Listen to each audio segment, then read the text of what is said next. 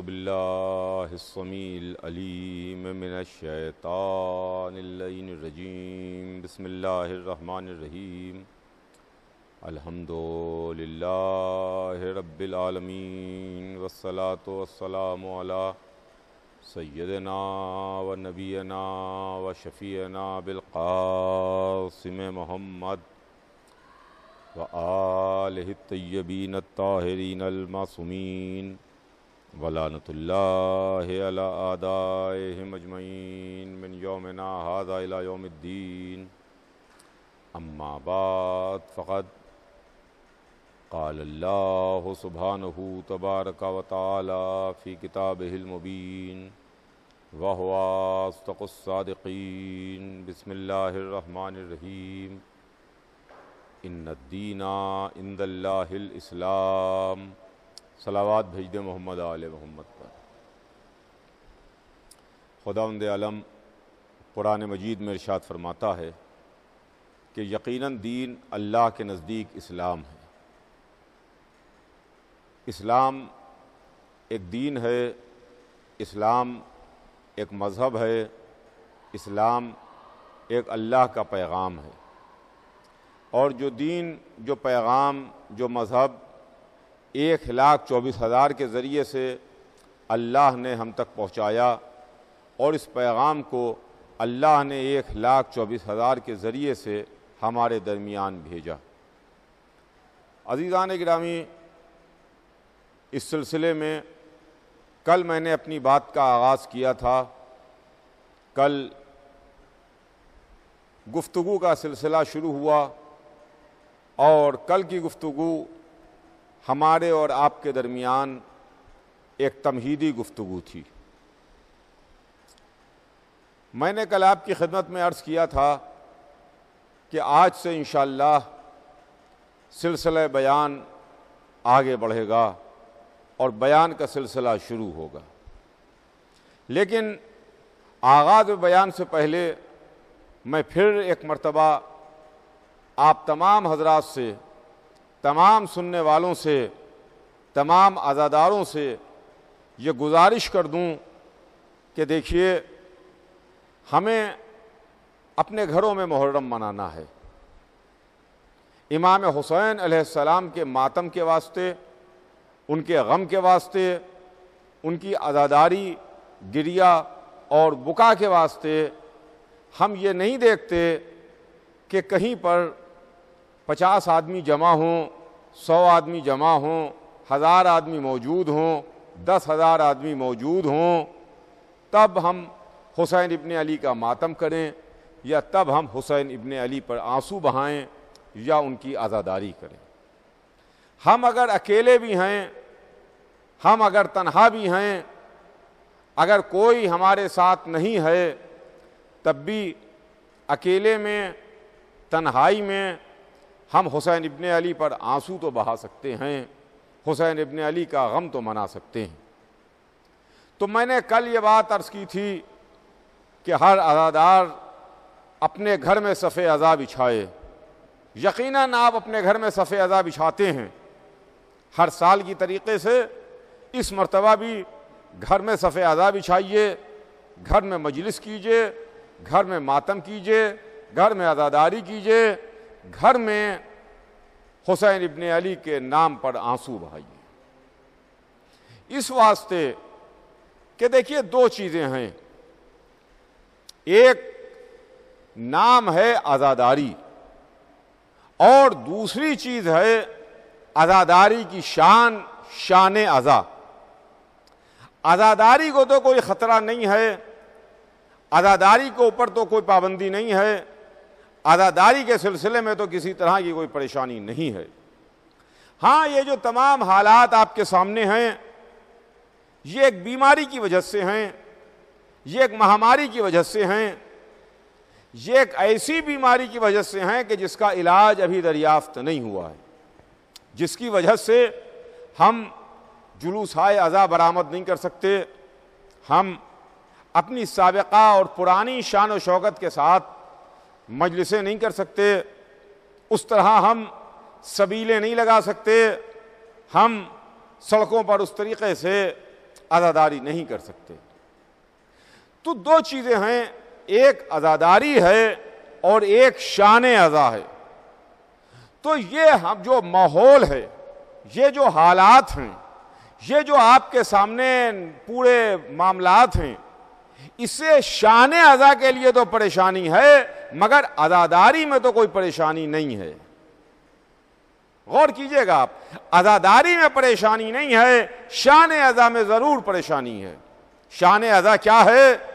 بھیڑ ہے، مجمع ہے، سیاہ پوشی ہے، سبیلیں ہیں، بڑی بڑی مجلسیں ہیں، بڑے بڑے جلوس ہیں، تبرکات کی زیارت ہے، یہ ساری کی ساری چیزیں شان عزا میں شامل ہیں۔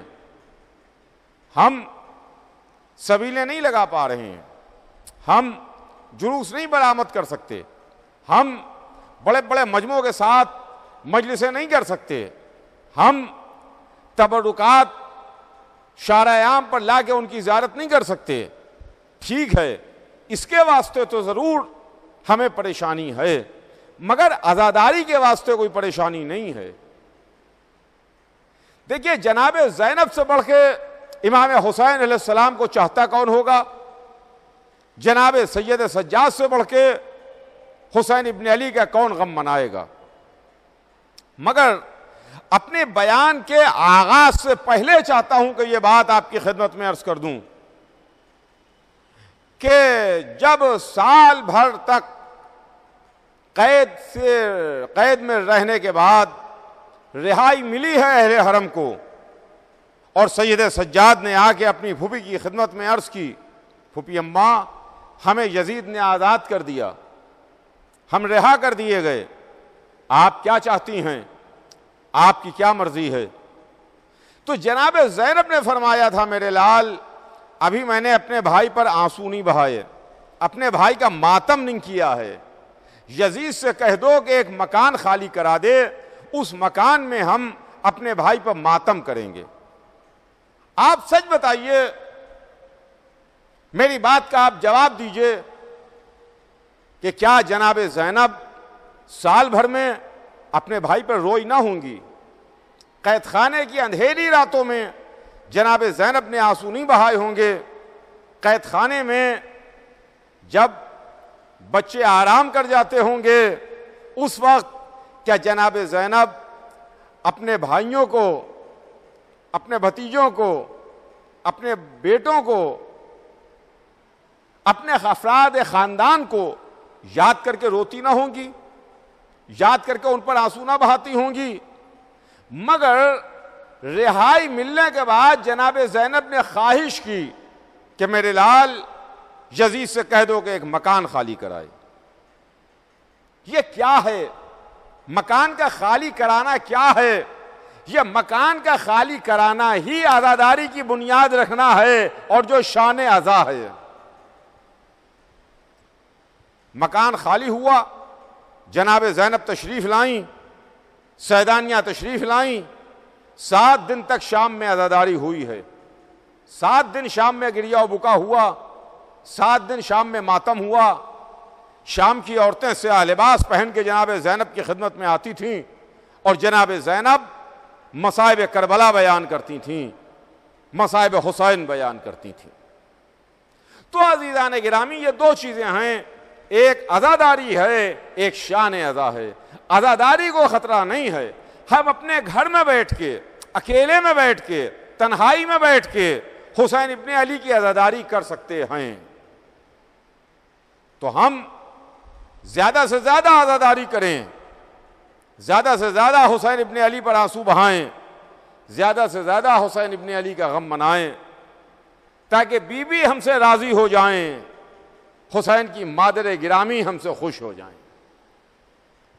تو یہ میسج اور یہ پیغام مجھے ابتدا میں آپ کی خدمت میں عرض کرنا تھا، جو میں نے آپ تک پہنچایا۔ اس سلسلے میں کل میں نے اپنی بات کو شروع کیا اور بات کا آغاز کیا، اور کچھ تمہیدی گفتگو کل میں نے آپ کی خدمت میں کی، اور اپنا عنوان، اپنا موضوع آپ کو بتایا تھا کہ اس عشرہ مبارک میں ہمارا موضوع تاریخ اور سلسلہ ہدایت رہے گا کہ ہدایت کا سلسلہ کیا ہے،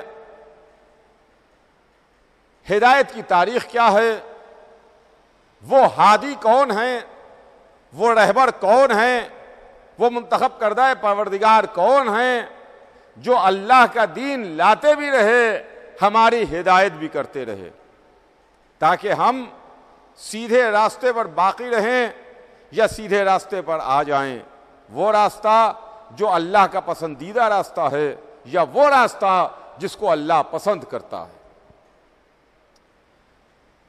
اس سلسلے میں سب سے پہلے جو نام آتا ہے وہ نام ابو البشر حضرت آدم کا نام ہے۔ سلسلہ ہدایت کے پہلے رہبر بھی حضرت آدم ہیں، سلسلہ انسانیت کے پہلے انسان بھی آدم ہیں، سلسلہ نبوت کے پہلے نبی بھی آدم ہیں۔ حضرت آدم سے سلسلے کا آغاز ہوا، حضرت آدم سے سلسلہ شروع ہوا۔ دیکھیے جناب آدم جو نبی بھی ہیں، پہلے انسان بھی ہیں جن سے انسانیت شروع ہوئی، ہم آدمی ہی اسی بنیاد پر کہلاتے ہیں کہ ہم آدم کی اولاد ہیں، آدم کی نسبت سے ہم آدمی کہلاتے ہیں۔ آدمی کا مطلب آدم والے۔ ہم صبح سے شام تک اپنی زبان میں کہا کرتے ہیں فلاں آدمی، یہ آدمی، وہ آدمی، ایک آدمی آیا، ایک آدمی ملا، یہ بہت سے آدمی جمع تھے، بہت سے آدمی کھڑے ہوئے تھے۔ صبح سے شام تک ہم اپنی زبان میں آدمی آدمی آدمی آدمی کہا کرتے ہیں، مگر پہلے یہ سوچئے کہ آدمی کا لفظ آیا کہاں سے ہے۔ چونکہ ہم آدم کی اولاد ہیں لہذا اپنے جد کی نسبت سے ہم آدمی کہلاتے ہیں، ہم آدمی ہیں۔ ہمارے جد حضرت آدم تھے جو پہلے نبی بھی ہیں، پہلے ہادی بھی ہیں اور پہلے انسان بھی ہیں۔ اللہ نے اپنا اصول بتایا، اس لیے کہ ہمارے اور آپ کے اصول وقت کے ساتھ ساتھ، زمانے کے ساتھ ساتھ، حالات کے ساتھ ساتھ بدلتے رہتے ہیں۔ کبھی ہمارا اصول ہماری جہالت کی بنیاد پر بدلتا ہے، کبھی ہمارا اصول ہماری کم علمی کی بنیاد پر بدلتا ہے، کبھی ہمارا اصول ناواقفیت کی بنیاد پر بدلتا ہے، کبھی ہمارا اصول وقت کے ساتھ بدل جاتا ہے، کبھی ہمارا اصول زمانے کے ساتھ بدل جاتا ہے۔ لیکن یہ اصول پروردگار ہے جہاں کوئی تبدیلی کا سوال نہیں پیدا ہوتا، جہاں کوئی چینج نہیں آتا۔ لن تجد لسنت اللہ تبدیلا، سنت الہی میں تم کوئی تبدیلی نہ پاؤ گے، تم کوئی فرق نہ پاؤ گے۔ جو اصول بن گیا اب صبح قیامت تک کے واسطے وہی دستور ہے اور صبح قیامت تک کے واسطے وہی اصول ہے۔ جو پہلے دن اصول بن گیا وہی اصول صبح قیامت تک باقی رہے گا۔ یوں تو 1,24,000 نبی ہیں، مگر اللہ نے چند نبیوں کے واقعات قرآن میں ریکارڈ کر کے ہم کو سنائے ہیں، جو قرآن میں موجود ہیں۔ آپ قرآن میں اٹھا کے کھول کے دیکھ لیجئے۔ چند نبی ہیں جن کے واقعات قرآن ہم کو سنا رہا ہے، جن کی باتیں ہم کو قرآن بتا رہا ہے۔ ان چند نبیوں میں حضرت آدم کی خلقت اور حضرت آدم کی خلافت، حضرت آدم کے جنت میں پیکر کا بنایا جانا، یہ پورے معاملات بہت تفصیل کے ساتھ ڈسکس کیے گئے ہیں۔ یہ پورے معاملات بہت تفصیل کے ساتھ بتائے گئے۔ آپ قرآن اٹھائیے، قرآن میں آپ کو سب کچھ مل جائے گا۔ جناب نوح کے واقعات بھی ہیں، جناب ابراہیم کے واقعات بھی ہیں، جناب موسیٰ کے واقعات بھی ہیں، جناب عیسیٰ کے تعلق سے ہے، جناب سلیمان کے داؤد سے ہے و تعلق سے ہے، وغیرہ وغیرہ واقعات آپ کو قرآن میں ملیں گے۔ اصحاب کہف کا ذکر موجود ہے، سورہ موجود ہے۔ لیکن جس تفصیل کے ساتھ اللہ نے جناب آدم کی خلقت کا ذکر کیا، کسی اور نبی کی خلقت کا تفصیل سے ذکر نہیں ہے، جس تفصیل سے اللہ قرآن میں جناب آدم کی خلقت کا ذکر کر رہا ہے۔ اس واسطے کہ پہلے دن تمہیں الہی قانون معلوم ہو جائے، پہلے دن تمہیں الہی اصول معلوم ہو جائے کہ لن تجد لسنت اللہ تبدیلا، تم سنت الہی میں کوئی تبدیلی نہ پاؤ گے، سنت الہی میں کوئی چینج نہ پاؤ گے، جو اصول بن گیا وہ بن گیا۔ یعنی پتھر کے اوپر جو لکیر کھینچی جاتی ہے وہ مٹتی نہیں ہے، کاغذ کی لکیر تو مٹ سکتی ہے، پتھر کی کھینچی ہوئی لکیر نہیں مٹتی ہے۔ قرآن میں حضرت آدم کی خلقت کا ذکر تفصیل سے موجود ہے۔ کیا وجہ ہے یا اللہ جانے۔ جس کا دین ہے، جس کا مذہب ہے، جس کا دین ہے، جس کی کتاب ہے، جو خالق ہے وہ جانے۔ ہم نہیں بتا سکتے کہ اس کی وجہ کیا ہے، مگر ایک بات ضرور ہے کہ دیکھیے، اگر کوئی آدمی کہیں کام کرنے کے واسطے جائے، کسی دفتر میں ملازم ہوا، میں دفتر میں نوکری کی میں نے، اور ملازم کی حیثیت سے، نوکر کی حیثیت سے میں نے وہاں جوائن کیا، تو پہلے دن ہمیں سارے وہاں کے قاعدے قانون و اصول بتا دیے جاتے ہیں کہ دیکھو یہ قاعدہ ہے، یہ قانون ہے، یہ اصول ہے، اس طرح سے تمہیں آنا ہے، اس طرح جانا ہے، اس طرح رہنا ہے، اس طرح کام کرنا ہے۔ یہ اصول ہیں جن کے سائے میں ہمارا دفتر کام کرتا ہے۔ اسی طریقے سے شاید حضرت آدم سے انسانیت کا آغاز ہونے والا، لہذا اللہ نے پہلے ہی دن تمام اصول بتا دیے تاکہ بعد میں کوئی جھگڑا نہ ہونے پائے۔ پہلے ہی دن سارے اصولوں کو سمجھ لو، پہلے ہی دن سارے معاملات تمہاری نظر میں واضح ہو جائیں اور تمہاری نظر میں صاف ہو جائیں۔ تو عزیزان گرامی، ایک طرف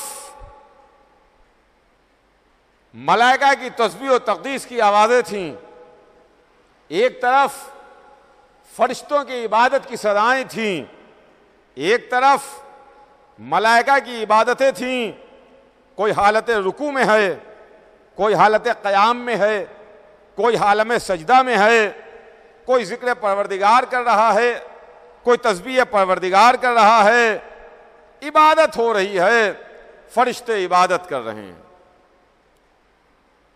کہ ایک مرتبہ ان کی عبادت کی آوازوں کو توڑتی ہوئی ایک آواز گونجی، اور وہ آواز آئی کہ میں زمین پر اپنا ایک خلیفہ بنانے والا ہوں، انی جاعل فی الارض خلیفہ، میں زمین پر اپنا ایک خلیفہ بنانے والا ہوں۔ جیسے ہی یہ آواز آئی، فوراً اس کی آواز کے جواب میں ایک دوسری آواز آئی کہ کیا ایسے کو بنائے گا جو زمین پر فساد و خونریزی برپا کریں؟ ہم میں سے بنا دے، ہم تیری تسبیح و تقدیس کرتے ہیں، ہم تیری عبادت کرتے ہیں۔ جیسے ہی آواز آئی کہ ہم میں سے بنا دے، ہم تیری تسبیح و تقدیس کرتے ہیں، تیری عبادت کرتے ہیں، فوراً مزاج پروردگار برہم ہوا۔ مزاج شہنشاہیت پر یہ بات بار گزری، جھڑک دیا، ڈانٹ دیا کہ سب خاموش ہو جائیں، جو میں جانتا ہوں وہ کوئی نہیں جانتا۔ سنیے گا عزیزان گرامی، توجہ چاہتا ہوں آپ کی، جو میں جانتا ہوں وہ کوئی نہیں جانتا۔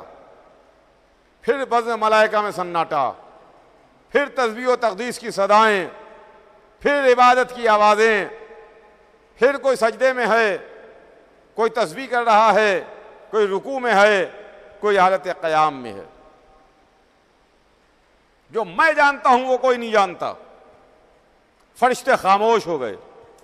مگر یہاں پر ایک ٹھہر کے آپ کی خدمت میں ایک بات عرض کروں کہ جب اللہ نے یہ کہا کہ میں زمین پر اپنا ایک خلیفہ بنانے والا ہوں،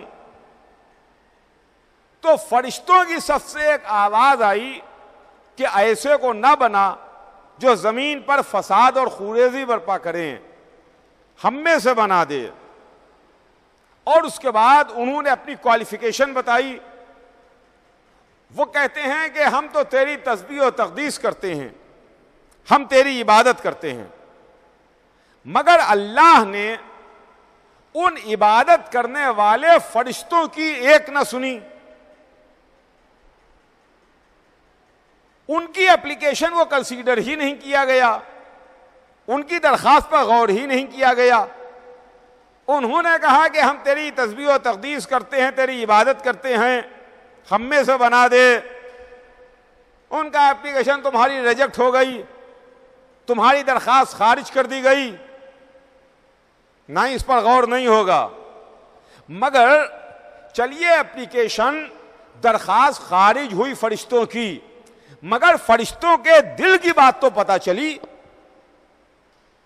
فرشتوں کے دل کی بات تو پتہ چلی کہ جب قدرت کی طرف سے آواز آئی کہ میں زمین پر اپنا ایک خلیفہ بنانے والا ہوں، تو ان کے دل میں یہ خیال آیا، یہ تمنا بیدار ہوئی کہ ہم میں سے بنا دے۔ اس کا مطلب یہ ہے کہ خلافت الہی، توجہ چاہوں گا عزیزان گرامی، خلافت الہی کوئی اتنی عظیم چیز ہے کہ معصوم ملائکہ کے دل میں بھی اس کی خواہش پیدا ہو جاتی ہے، معصوم ملائکہ کے دل میں بھی تمنا بیدار ہوتی ہے، مگر اس اپلیکیشن کو خارج کر دیا گیا، اس کو ریجیکٹ کر دیا گیا۔ کیا سب خاموش ہو جائیں؟ جو میں جانتا ہوں وہ کوئی نہیں جانتا، جو میں جانتا ہوں وہ کوئی نہیں جانتا۔ تو اب توجہ کے قابل بات یہ ہے کہ وہ خالق، وہ معبود، وہ اللہ جو عبادت کرنے والے معصوم فرشتوں کو خلافت الہی کے قابل نہیں سمجھتا، وہ بت پرستی کرنے والے انسانوں کو کیا سمجھے گا؟ وہ بت پرستی کرنے والے انسانوں کو خلافت کے قابل کیا سمجھے گا؟ سب خاموش ہو گئے، سب چپ ہو گئے۔ ادھر فرشتوں کو حکم دیا گیا، جاؤ جا کے مٹی لے کے آؤ، مٹی لے کے آؤ۔ کہاں سے؟ ارض سے۔ میں زمین پر اپنا خلیفہ بنانے والا ہوں، انی جاعل فی الارض خلیفہ، میں زمین پر اپنا خلیفہ بنانے والا ہوں۔ کہاں سے مٹی لاؤ؟ اس زمین سے لے کے آؤ جہاں ہم اور آپ رہتے ہیں، جہاں ہم اور آپ بیٹھے ہوئے ہیں، اس زمین سے مٹی لے کے آؤ۔ اللہ کی نظر انتخاب اس زمین پر پڑی، زمین سے فرشتے مٹی لے کے گئے۔ اب اللہ نے پوری کائنات میں اس زمین ہی کو کیوں منتخب کیا؟ یہ بھی غور کرنے کی بات ہے عزیزان گرامی۔ اس زمین کا انتخاب کیوں ہوا؟ اس زمین کو کیوں چنا گیا؟ اس ہی زمین کو جس میں ہم اور آپ رہتے ہیں۔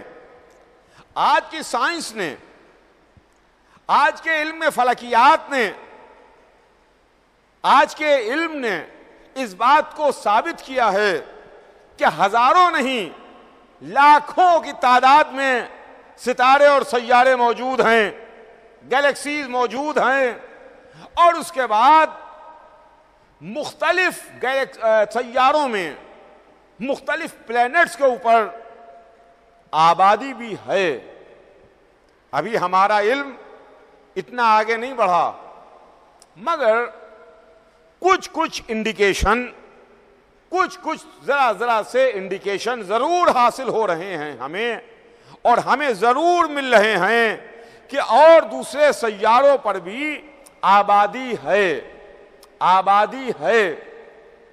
اب کون رہتا ہے، کس فضا قطع کے رہتے ہیں، کیسے لوگ ہیں، کیا ہے، یہ تو علم جب ہمارا آگے بڑھے گا تب ہمیں پتہ چلے گا۔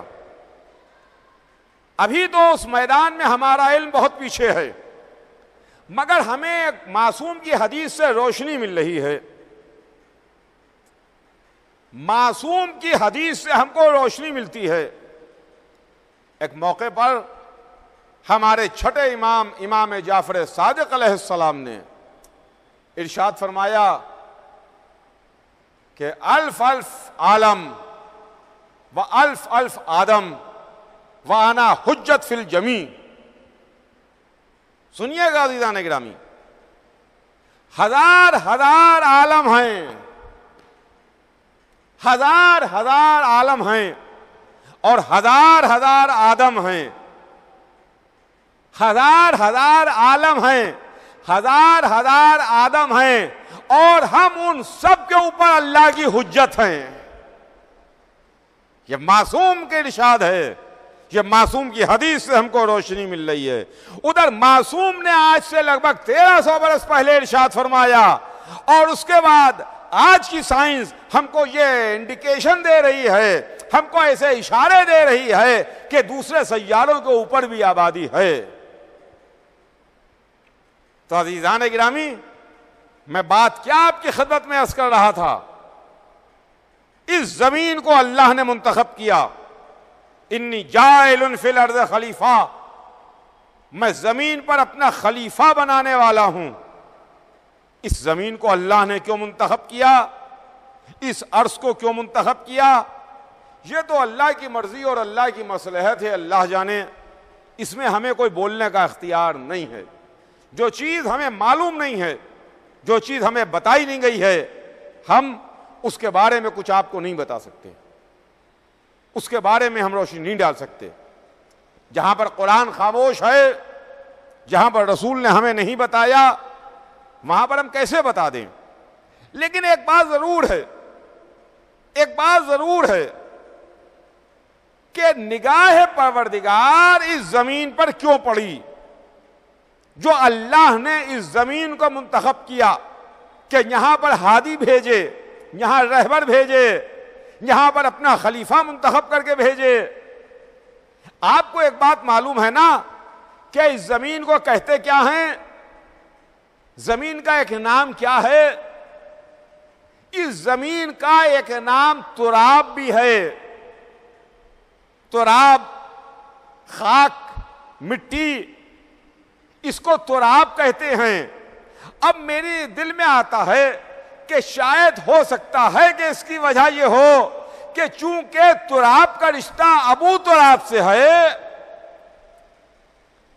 لہذا نگاہ انتخاب پروردگار اس تراب پر پڑی، اس زمین پر پڑی، جو اللہ نے اس کو اس قابل بنا دیا کہ اپنا خلیفہ اس زمین کے اوپر بھیج رہا ہے۔ یہ ہے عزیزان گرامی منزل، انی جاعل فی الارض خلیفہ، میں زمین پر اپنا خلیفہ بھیجنے والا ہوں، بنانے والا ہوں۔ فرشتوں کو بھیجا، کہا جاؤ جا کے مٹی لے کے آؤ، مٹی لے کے آؤ۔ فرشتے عبادت کر رہے تھے، ما خلق الجن والانس الا لیعبدون، ہم نے جن انس کو نہیں پیدا کیا مگر اس واسطے کہ وہ ہماری عبادت کریں۔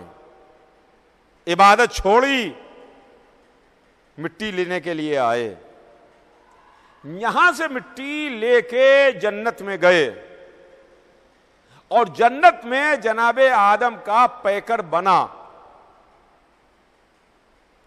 حضرت آدم کے پیکر کو اللہ نے جنت میں بنایا۔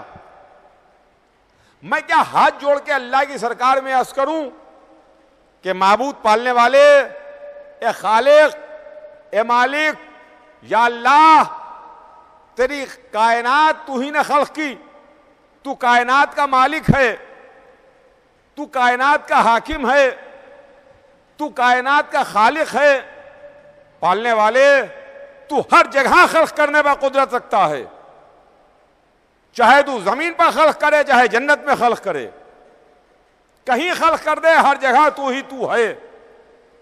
مگر ایک بات میں ذرا سی ہماری کچھ اپنے گناہگار بندوں کی بھی سن لے۔ اور ہماری بات کو بھی کنسیڈر کر لے. ہماری کیا بات یہ ہے, ہمارا ہاتھ جوڑ کے تیری سرکار میں کہنا ہے کہ پالنے والے تجھے زمین کے واسطے بنانا ہے جس کا اعلان تو پہلے کر چکا, تو زمین پر بنا دے. یہ بڑا لمبا پروسیجر ہوگا کہ یہاں سے مٹی جنت میں جائے, جنت میں پیکر بنے, اور اس کے بعد آدم جنت میں بن کے زمین پر آئیں, یہاں آئیں. یہ بڑا لمبا پروسیجر ہوگا کہ فرشتے یہاں سے مٹی لے کے وہاں جائیں, وہاں مٹی گوندھی جائے, وہاں پیکر بنایا جائے, وہاں پیکر کو درست کیا جائے, وہاں روح پھونکی جائے. یہ سارے کے سارے معاملات جنت میں ہوں گے. تجھے یہاں کے واسطے بنانا ہے تو تو یہیں بنا دے, وہاں بنا کے نہ بھیج. اور دوسری بات یہ ہے کہ معبود پالنے والے جب فرشتے اپنی نظروں کے سامنے بنتے ہوئے دیکھیں گے, اپنی نگاہوں کے سامنے دیکھیں گے کہ یہ خود مٹی لے کے آ رہے ہیں, مٹی گوندھی جا رہی ہے, پیکر بن رہا ہے, بن کے تیار ہوا, اور اس کے بعد تو نے روح پھونکی, تو ہو سکتا ہے کہ فرشتوں کی نگاہ میں ان کی عظمت اور ان کے مرتبے میں کچھ کمی پیدا ہو جائے. اس لیے کہ انہوں نے تو سب شرکت کی ہے, مٹی لے کر کے آئے ہیں, ان کے سامنے جنت میں سارے معاملات ہو رہے ہیں, تو ہو سکتا ہے کہ کچھ ان کی نگاہ میں عظمت میں کچھ کمی واقع ہو جائے. لہذا پالنے والے تو زمین کے اوپر بنانا ہے تو زمین ہی کے اوپر بنا کے بھیج دے, وہاں جنت سے نہ بھیج. شاید جواب پروردگار آئے, توجہ چاہوں گا عزیزان گرامی, شاید جواب پروردگار آئے کہ مجھے اچھا مشورہ دے رہے ہو, پہلے ہی دن سارے اصول معین ہو رہے ہیں, پہلے ہی دن سارے قانون لکھے جا رہے ہیں, پہلے ہی دن سارے معاملات طے کیے جا رہے ہیں, پہلے ہی دن یہ معاملہ طے ہو جائے گا کہ دنیا کا خلیفہ دنیا میں نہیں بنے گا بلکہ جنت سے بن کے آئے گا, وہاں سے بن کے یہاں آئے گا, یہاں نہیں بنے گا. اب یہیں پر میں ایک بات کی اور وضاحت کرتا چلوں اور ایک بات کو اور کلیریفائی کر دوں. وہ بات یہ ہے کہ اکثر لوگ کہتے ہیں کہ اللہ نے حضرت آدم کو جنت سے نکال دیا, تو یہ بڑی توہین ہے نبی کی شان میں, اور یہ بڑی گستاخی ہے حضرت آدم کی شان میں. یہ بات نہیں کرنا چاہیے. ہمارے جد ہیں حضرت آدم, یہ کیسے ممکن ہے کہ ہم اپنے جد کی شان میں اس زبان کا استعمال کریں, ان لفظوں کا استعمال کریں جو لفظیں, جو زبان ان کی شان پر زیب نہیں دیتی ہے. دیکھیے, زبان اور لینگویج کا معاملہ بھی یہ ہے کہ کون سی زبان, کون سی لینگویج, کون سے ورڈز, کون سے الفاظ کس کے واسطے استعمال کرنا چاہیے.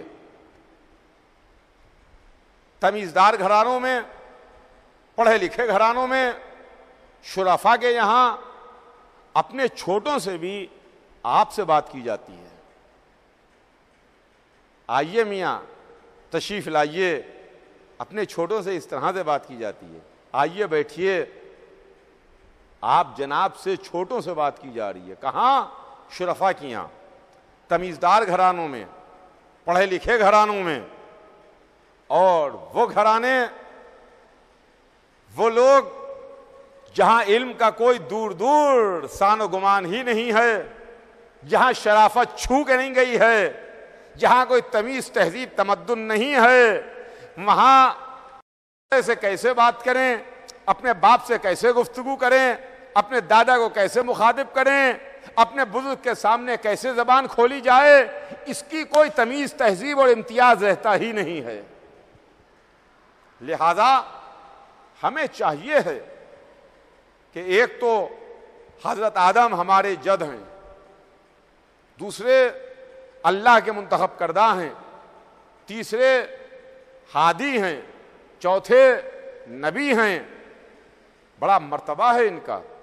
لہذا ان کی شان میں جو زبان کھولی جائے تو سمجھ بوجھ کے لفظوں کا سلیکشن کیا جائے، سمجھ بوجھ کے جملے سلیکٹ کیے جائیں۔ اللہ نے حضرت آدم کو جنت سے نکالا نہیں۔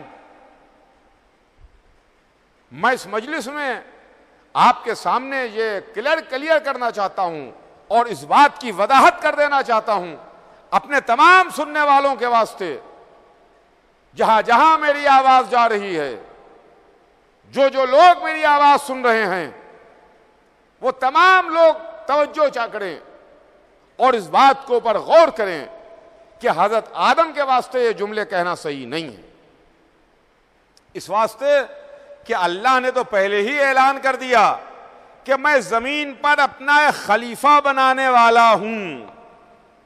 جب زمین کے واسطے بنانے والے ہیں تو نکالنے کا کیا سوال پیدا ہوتا ہے؟ جیسے مثال کے طور پر ایک بہت بڑی کمپنی ہے، ملٹی نیشنل کمپنی ہے، اس کا ہیڈ آفس نیو یارک میں ہے، امریکہ میں ہے۔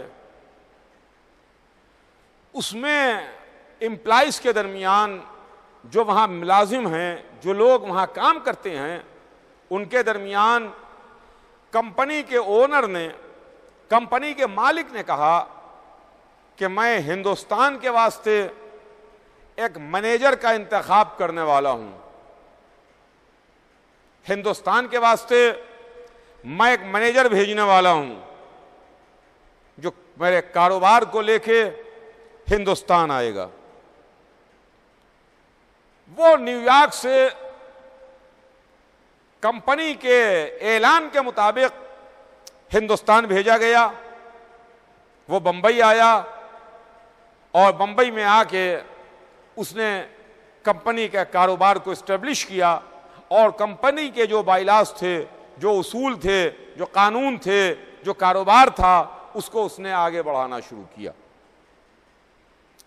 اب اگر نیو یارک کے اس کے ساتھی یا نیو یارک کے رہنے والے یا ہندوستان کے لوگ جہاں وہ آیا ہے، اگر کوئی یہ کہے کہ صاحب اس کو تو نیو یارک سے نکال دیا گیا، اس کے مالک نے تو اس کو نیو یارک سے نکال کے ہندوستان بھیج دیا، بامبے بھیج دیا، تو یہ کتنی بڑی غلط بات ہوگی، کتنی ناانصافی ہوگی۔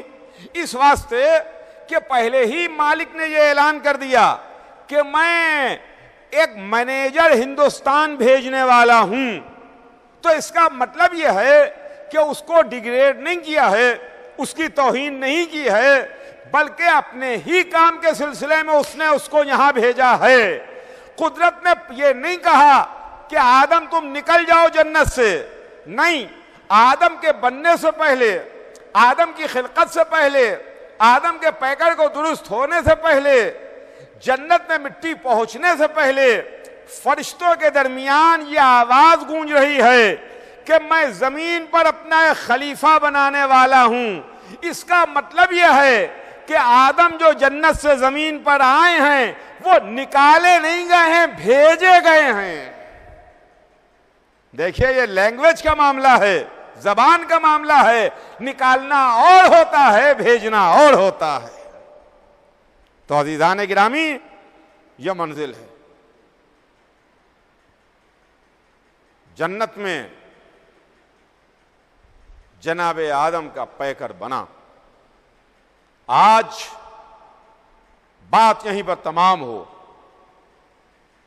کل انشاءاللہ سلسلہ گفتگو آگے بڑھے گا، کل انشاءاللہ بات یہاں سے آگے بڑھے گی، لیکن آج وقت تمام ہو رہا ہے، لہذا گفتگو بھی تمام ہو جائے۔ اس واسطے کہ حضرت آدم پہلے ہادی بھی ہیں، پہلے رہبر بھی ہیں، اور ہمارے عشرے کا عنوان سلسلہ ہدایت ہے، ہدایت کا سلسلہ اور تاریخ ہدایت۔ تاریخ نامکمل رہ جائے اگر ہم حضرت آدم کا ذکر نہ کریں، سلسلہ نامکمل رہ جائے اگر ہم آغاز کا تذکرہ نہ کریں۔ کل کی مجلس انشاءاللہ اسی موضوع پر آگے بڑھے گی۔ آج بس بات یہیں پر تمام کہ ہمارے گھروں میں عزا خانے سج گئے۔ وہ مہمان جس کا سال بھر ہمیں انتظار رہتا تھا، وہ مہمان ہمارے گھروں میں آ گیا۔ ہمارے گھروں میں عزا خانے سجتے ہیں، عزا خانے سج دیے گئے، لیکن دیکھیے دو عزا خانے ہیں ہمارے پاس، دو عزا خانے ہیں۔ ایک وہ عزا خانہ جو ہمارے گھروں میں سج دیا گیا، جہاں آج مہمان آ گیا، اور ایک وہ عزا خانہ جو ہمارے دل کا عزا خانہ ہے۔ ہمارے گھروں کے عزا خانے سجتے رہتے ہیں، بڑھائے جاتے ہیں۔ ایام عزا تمام ہوتے ہیں تو ہمارے گھروں کے عزا خانے بڑھا دیے جاتے ہیں۔ محرم کا آغاز ہوتا ہے، ہمارے گھروں کے عزا خانے سج دیے جاتے ہیں، اور ہم آنے والے مہمان کا استقبال کرتے ہیں، اور اس کے واسطے ہم اپنی پلکیں بچھاتے ہیں، ہم اس کا استقبال کرتے ہیں۔ لیکن وہ عزا خانہ جو ہمارے دلوں کا عزا خانہ ہے، وہ عزا خانہ کبھی بڑھتا نہیں ہے، وہ عزا خانہ کبھی سنسان نہیں ہوتا۔ اس عزا خانے میں کبھی یاد حسین میں دل غافل نہیں ہوتا، ستاتی رہتی ہے یاد حسین روز مجھے، ستاتی رہتی ہے یاد حسین روز مجھے، میں وہ نہیں جو محرم کا انتظار کروں۔ تو اس دل کے عزا خانے میں ہر وقت حسین کی یاد رہتی ہے۔ یہی تو وجہ ہے کہ جب ہمارے گھر سے کوئی میت اٹھتی ہے تو اس وقت بھی ہم ماتم کرتے ہیں، اور جب ہمارے یہاں کوئی دولہا بنتا ہے، کسی کے صحرا باندھا جاتا ہے، اس وقت بھی ہم یا حسین کرتے ہیں۔ یا ابا عبداللہ، ہم آپ کا استقبال کرتے ہیں۔ آقا، ہم آپ کا استقبال کر رہے ہیں۔ مولا، ہمارے گھر کے عزا خانے سج دیے گئے۔ آج محرم کی پہلی تاریخ، کل محرم کا چاند فلک پر نمودار ہوا۔ کل میں نے آپ کی خدمت میں عرض کیا تھا کہ جب محرم کا چاند فلک پر نمودار ہوا تو جناب دیبل خزائی امام رضا علیہ السلام کی خدمت میں حاضر ہوئے، اور انہوں نے آ کے مرثیہ پڑھا۔ کل پہلی رات تھی، چاند رات تھی۔ آج پہلی کا دن گزر گیا، دوسری رات آ گئی، ہم استقبال کر رہے ہیں۔ ہمارے گھروں میں مہمان آ رہے ہیں۔ ہمارے گھروں میں کون کون آ رہا ہے؟ آپ کو معلوم ہے کہ ہمارے گھروں میں آج کون کون آیا، کون کون ہمارے پاس آ رہا ہے؟ آپ ذرا کلیجہ تھامیے، کلیجہ تھامیے۔ وہ ہمارے گھروں میں مہمان آیا جس نے محمد کی زبان چوسی، جو پشت محمد پر آیا تو محمد نے سجدے کو طول دیا، جس کو فاطمہ نے چکیاں پیس پیس کے پالا۔ حسین ہمارے عزا خانوں میں مہمان ہیں، عباس آئے ہیں، علی اکبر آئے ہیں، قاسم مہمان ہیں، اون محمد کا ہم استقبال کرتے ہیں، شہزادہ علی اکبر کا ہم استقبال کر رہے ہیں۔ ہمارے گھروں میں ایک گہوارہ بھی آیا ہے جس میں 6 مہینے کا بچہ علی اصغر موجود ہے، ہم ان کا استقبال کر رہے ہیں۔ ہم کربلا کے شہداء کا استقبال کر رہے ہیں۔ ایک کربلا کے شہیدوں، ہم آپ کے استقبال کے واسطے حاضر ہیں۔ عزیزان گرامی، یہ کربلا کے مہمان آج دوسری رات آ گئی۔ دوسری رات ہم حسین ابن علی کے کربلا میں وارد ہونے کے مصائب بیان کرتے ہیں۔ تاریخ لکھتی ہے کہ حسین ابن علی مکے سے چلے. حسین کو لوگوں نے روکا. جب حسین سے سوال کیا کہ آقا کہاں کا ارادہ ہے، تو حسین نے جواب دیا کہ میں سرزمین عراق کی جانب جا رہا ہوں. لوگوں نے منع کیا کہ آقا عراق نہ جائیے، عراق نہ جائیے. لیکن حسین نے کہا کہ نہیں، اسی زمین کا ہم سے وعدہ کیا گیا ہے، اسی زمین کا وعدہ کیا گیا ہے، اسی زمین کے اوپر جا کے محمد کا نواسا اپنے نانا کے دین کو صبح قیامت تک کے واسطے نئی زندگی دے گا. حسین چلے. راستے میں ہڑ کا رسالہ ملا، راستے میں ہڑ کا لشکر ملا جو پیاسا تھا، جس کی جانوروں کی زبانیں ان کے دہنوں سے باہر نکل آئی تھیں. حسین نے ہڑ کے رسالے کو سیراب کیا، یہاں تک کہ جب جانور بھی اپنے سامنے اپنا منہ پانی سے ہٹا لیتے تھے تو ان جانوروں کے سامنے سے پانی ہٹایا جاتا تھا. اور اس کے بعد چلتے چلتے یہ قافلہ، یہ لشکر، یہ کارواں ایک جگہ پر آ کے رکا. حسین کا رہوار سرزمین کربلا پر آ کے ٹھہرا. حسین نے چاہا کہ رہوار آگے بڑھے، رہوار آگے نہ بڑھا. حسین نے دوسرا رہوار بدلا، اس رہوار نے قدم آگے نہ بڑھایا. حسین نے تیسرا رہوار بدلا، تیسرے رہوار نے بھی قدم آگے نہ بڑھایا. تاریخ لکھتی ہے کہ پے در پے حسین ابن علی نے 7 گھوڑے بدلے مگر کسی رہوار نے قدم آگے نہ بڑھایا. تو حسین نے قبیلے والوں کو بلایا اور ان سے سوال کیا کہ بھائی اس جگہ کا نام کیا ہے، اس جگہ کو کیا کہتے ہیں؟ تو علاقے کے لوگوں نے، قبیلے والوں نے آ کے کہا کہ اس زمین کو نینوا کہتے ہیں، کسی نے کہا شط فرات کہتے ہیں، کسی نے کہا غازریہ کہتے ہیں، اور اس کے بعد کسی نے آگے بڑھ کے کہا کہ اس زمین کا ایک نام کرب و بلا بھی ہے.